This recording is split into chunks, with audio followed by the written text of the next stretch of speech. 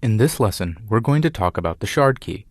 This is the indexed field or fields that MongoDB uses to partition data in a sharded collection and distribute it across the shards in your cluster. Let's start with how the shard key is used to distribute your data.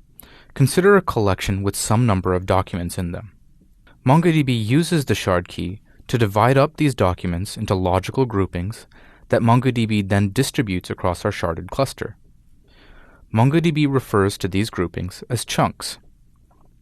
The value of the field or fields we choose as our shard key help to define the inclusive lower bound and the exclusive upper bound of each chunk. Because the shard key is used to define chunk boundaries, it also defines which chunk a given document is going to belong to.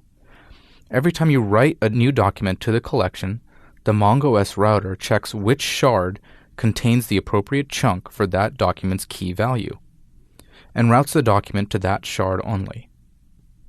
That's how sharded clusters handle distributed write operations. Depending on what shard is holding a given chunk, a new document is routed to that shard and only that shard. This also means that your shard key must be present in every document in the collection and every new document inserted. So I could shard on SKU or type, but not IMDb, since that field isn't included in every document within this collection. Shard keys also support distributed read operations. If you specify the shard key as part of your queries, MongoDB can direct the query to only those chunks, and therefore shards, that contain the related data. Ideally, your shard key should support the majority of queries you run on the collection. That way, the majority of your read operations can be targeted to a single shard. Without the shard key in the query, the MongoDB router would need to check each shard in the cluster to find the documents that match the query. We'll go into the specifics of targeted versus broadcast read operations in a later lesson. Let's go over a few important aspects of your shard key. First, I mentioned earlier that the shard keys are an indexed field or fields in your collection. This is a hard requirement. You cannot select a field or fields for your shard key if you do not have an existing index for the field or fields. You'll need to create the index first before you can shard. Sharding is a permanent operation. Once you have selected your shard key, that's it. Furthermore, the shard key is immutable. Not only can you not change it later, you cannot update the shard key values of the shard key fields for any document in the collection. So choose carefully. The next lesson has some guidance on choosing a good shard key, so stay tuned for that. Finally, you cannot unshard a collection. This kind of builds off of shard keys being immutable. Once you have sharded a collection, you cannot unshard it later. The steps for sharding are actually pretty straightforward. First, you need to use sh.enable_sharding, specifying the name of the database, to enable sharding for the specified database. This does not automatically shard your collections. It just means that the collections in this particular database are eligible for sharding. This won't affect other databases in your MongoDB cluster. Next, you have to create the index to back your shard key for the collection you want to shard using db.collection.createIndex. Remember, we're going to substitute collection here with the name of the collection we want to create the index on. Finally, we're going to use sh.shardCollection, specifying the full path to the collection and the shard key to shard the specified collection. Let's actually try this in action real quick.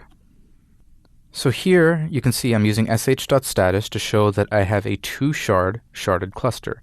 I'm currently connected to the MongoDB. I'm going to switch to the M103 database because I want to shard the products collection in that database. I'm going to enable sharding on the M103 database first. Now, before we shard a collection, we need to decide what key we will be using. I'm using db.products.find1 to show you guys one document from the products collection. I'm going to use the SKU field for my shard key. Before sharding, I need to ensure that the selected key or keys that compose my shard key are supported by an index. So let's create an index on SKU using db.collection.createIndex. So here I'm creating the index on SKU, and I have specified ascending here. It's not super important. We can see here that I now have this additional index on SKU. Remember that all collections have an index on ID by default. Finally, I'm going to shard the collection using the index I just specified. Here I have the full path to the products collection, m103.products, and then the shard key that I want to use for this collection, SKU.